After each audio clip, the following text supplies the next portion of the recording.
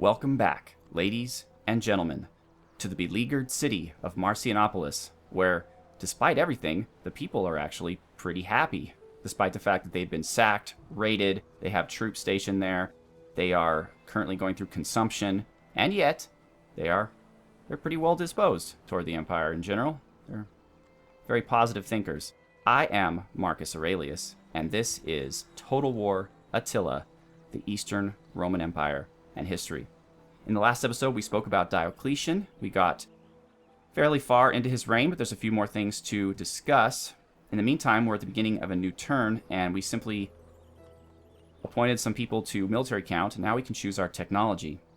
So, the question is, do I upgrade my cohors into legios, which will cost us 2,500 solidus? I believe that's the gold coin of the Empire at the time. We have a lot of money, so that's possible, and only take one turn. So it'll be militarily useful right away. Or, in 2 turns, we can reduce corruption, which will improve taxation. What I think is we are going to do this first, and then next turn we're going to stop the military research and go into the city research until we get to Civil 1, and then we'll continue moving along the military path. Hopefully that will prove to be a wise decision. Okay, we gained a die maker. That's very good. This gentleman, who is are you a governor? He gained the trait loyal. Yep, he's the guy who's the governor in Antioch. Excellent. I like loyal people. Payment in kind has been developed. So, I believe we now have cheaper military. And there's a food shortage in Cappadocia. Alright, well, this place tends to be unhappy all the time, so let's try to fix that. Let's grow wheat, I guess. It has high output, even if the area is kind of barren. So that's probably the best thing we can do there. And what is this? Lead. Lead will improve the construction cost of sanitation buildings and give us +10 from industrial buildings. But what's an industrial building? This is maritime. It's not industrial. Is Tabernae an industrial building? Not sure. You know what? I shouldn't have done that. I was just doing that so I could see what I could build, and it automatically opened up the land.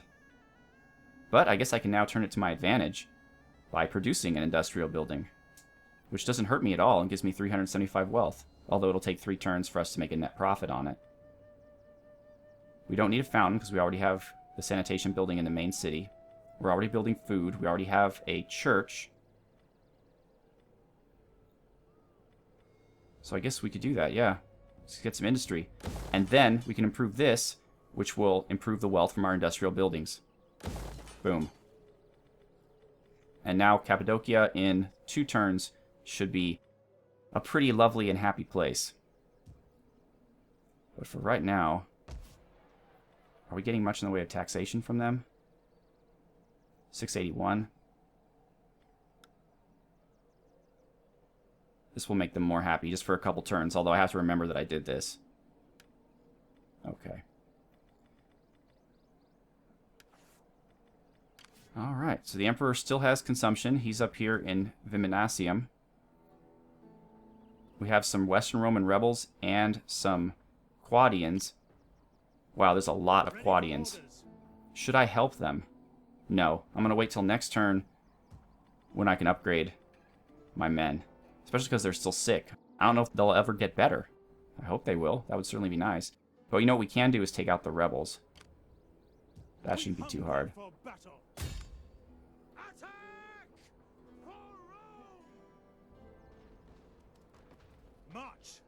Alright, they're fleeing now. I think it's best for us to return to our own lands. I wonder if we'll get called in. We may get called in if they assault the city.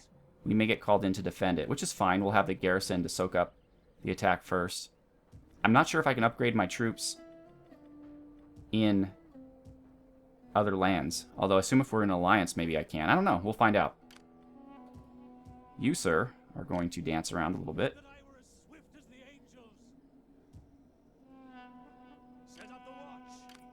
Okay. And you, I'm going to supplement with some more troops. Actually, he can't move until his army is finished recruiting. So I'm going to go one more turn, actually. I'll get rid of this guy. So in one turn, he'll be ready to go. And just do some scouting along the border. Who do we have there? We have some Gepids, but they're not currently at war with us. And our eastern guy. Oh, actually, stay out of that city. There's some kind of pestilence going on in Edessa right now. Consumption! Of course, why not? It's everywhere else. Ready for orders. To your duties, men. I mean, sanitation's alright.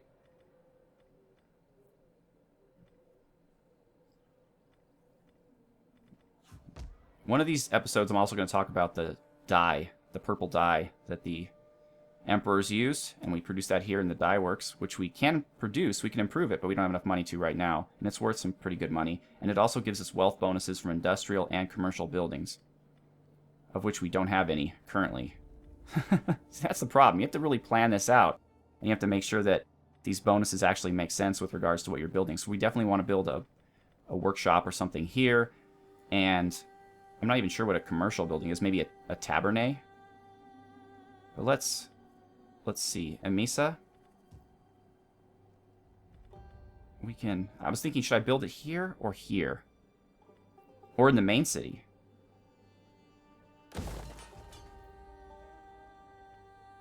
So we could do... Okay, workshops. That'll give us 375.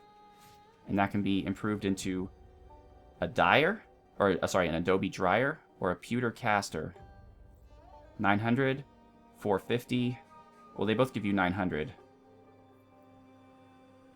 But this one's just all industry, and this one is industry and commerce. I guess in terms of this place, they're both kind of the same. And they both give you the same squalor and public order molluses, so... I kind of want to spread out the wealth. So commerce and industry. Although if we get like, will commerce stop if we lose trade? That's an interesting point. Whereas this will be a steady supply of wealth. And this gives bonuses to both commerce and industry. Though they're both technically industry buildings. Let's go with the pewter. Or, what am I doing? Can't go with anything. Building a workshop. And then eventually we'll go with the pewter. Okay, everyone's moved. Let's move up to where the action is. Oh great, they have consumption in Constantinople too. Okay, so in the last episode we spoke about how Diocletian reorganized the provinces and taxation. What he also did is he greatly expanded the Roman military.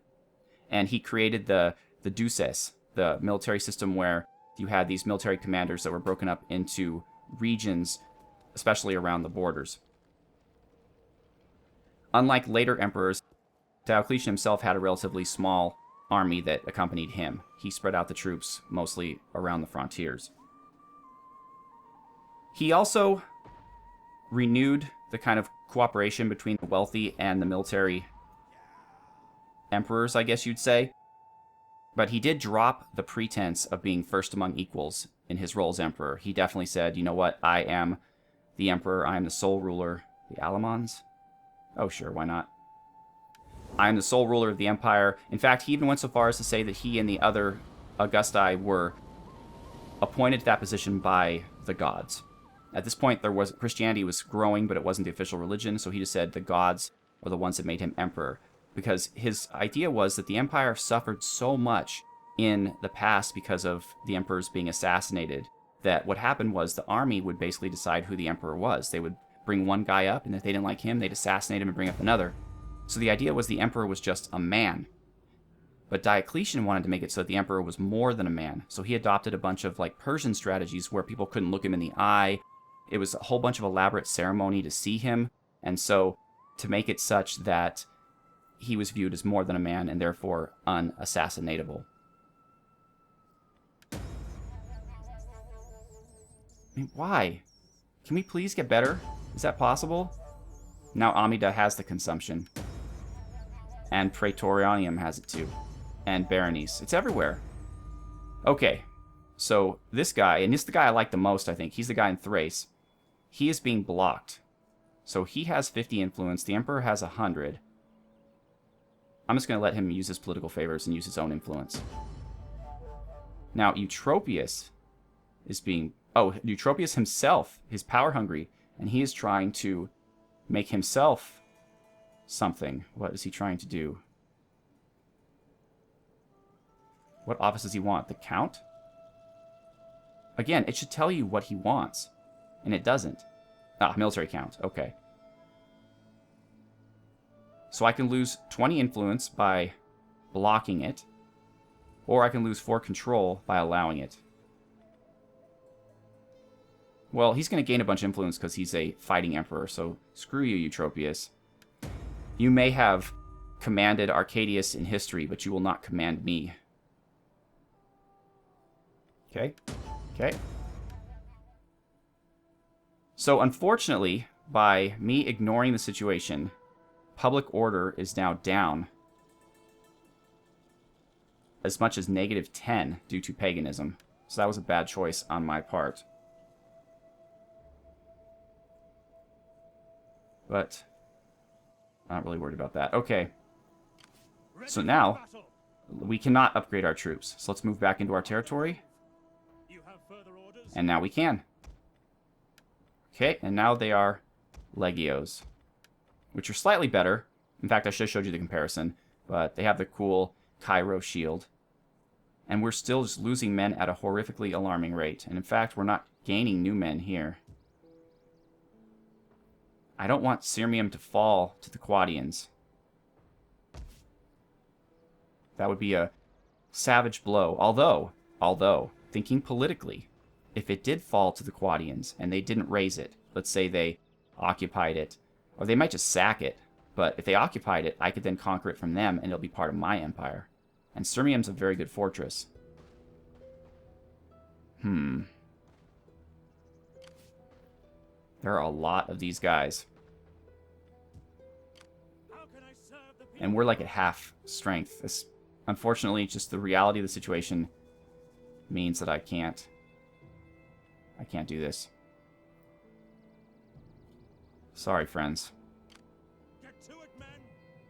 And I'm still losing men. I'm not gaining them. We encountered Gaul, so they must be rebels against the legitimate government of the West. There they are. And we've gained a map holder, or Eutropius has, which lowers the construction cost 10% for sanitation buildings. That's good to have. I'm not sure if it's good for him to have. And now, like I said, we're going to go to improve the corruption. So we're going to do a Greek philosophical revival. Lowering corruption will improve our income. So that's the benefit of that. The food shortage has been resolved. Excellent. So here's Arcadius. Just kind of run him around a little bit, give him some exercise. Okay. And I have no idea when this consumption will go away. But we are garrisoned, which improves public order and morale, and improves our replenishment, though not really. You are going to jump around. I like that. Would that I were as swift as the angels. Yes, the angels are very swift. Okay, I'm definitely improving you. Oh, I can show you the comparison now. So the Legios are 21 melee attack, 40 melee damage. These are 19 and 40. So the damage is the same, but the attack is 1 higher. They gain 2 military defense from 32 to 34. Melee defense, I mean. Their armor stays the same. They gain more health, though, from 118 to 130. And their missile damage also increases by 10. And their ammunition increases by 1. Now, what's funny is these lines over here are moving, despite the fact that nothing changes. Or maybe it's just the black line. Maybe the black line shows you what the one you clicked is. Oh, I like that. That's a way to easily compare units. That's really cool. If you click a unit and then hover over another unit, the black line will compare the unit you clicked with the one you're hovering over. That's neat. Alright, so you're going to go up to Marcianopolis. And you are going to give your men to him. Yes. And go back. Ready for orders. Excellent. Excellent. Okay. And we're going to upgrade your guys as well. I'm going to move you over there. It doesn't matter anymore because you have consumption anyway. All right. And it looks like we're going to have to continue speaking about Diocletian in the next episode because I'm spending a lot of time having to do administrative stuff in these episodes, but that's okay because there's going to be a lot more episodes and there is not an infinite amount of history still to go. So that's perfectly fine with me to spend another episode speaking about Diocletian. I can make an aqueduct, but I'll lose that eventually, wouldn't I? Or I might not lose it. I'll lose the ability to produce it. So maybe it's a good idea to produce it now. I don't know how that works exactly. But we're good here. Sanitation is at 7, 7, and 4. That's fine.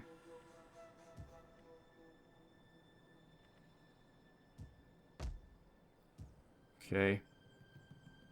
We can improve the latrines to sewers. No point in that just yet.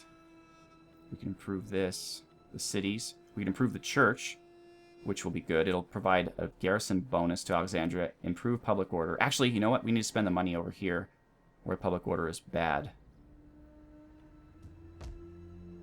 Okay. So there's a lot of things we can do here. We can improve our olive presses, which will give us some more money, and it'll improve the wealth of commercial buildings. Or we can improve marble production. Now the column carver is kind of interesting because it gives you a modifier to construction cost, makes things cheaper, and it improves the wealth of cultural buildings. Like, for example, well, I don't know if the religion and culture is the same thing, actually. Maybe not. Whereas the quarry will only give you 40 additional marble and 600 industry. This will give you 20 marble, and also improve the religious influence of the state religion, which in this case is Greek Christianity. And it has one less public order. I'm going to go with this, since public order here is bad anyway. Now, we do have a sanitation problem. Let's deal with that. Some waterworks. And that's that. We cannot produce any more things. Although we could... Well, why we want to do that? That's stupid. Let's recruit some more guys. Alright. 3 spears. And one of these guys. Alright, ladies and gentlemen. Well, I'm going to end the episode here, and then next episode we'll start by ending the turn so that I can finish off my conversation about Diocletian, and we can continue to hopefully grow the wealth and majesty of our empire before everyone starts declaring war on us and things become pretty dicey. So once again, I am Marcus Aurelius. Thank you so much for watching. Have a good one.